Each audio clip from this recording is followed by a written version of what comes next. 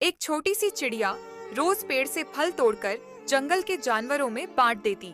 एक दिन बंदर ने कहा, तू इतनी मेहनत क्यों करती, अपने लिए रख लिया करो। चिड़िया मुस्कुराई, दूसरों को खुश देखकर मुझे अच्छा लगता है। कुछ दिन बाद भयंकर तूफान आया। चिड़िया का घोंसला टूट गया। सारे जानवर मिलकर उसके लिए नया घर बनाने लगे। बंदर ने कहा, तुमने हमारी मदद की, आज हम तुम्हारी करेंगे।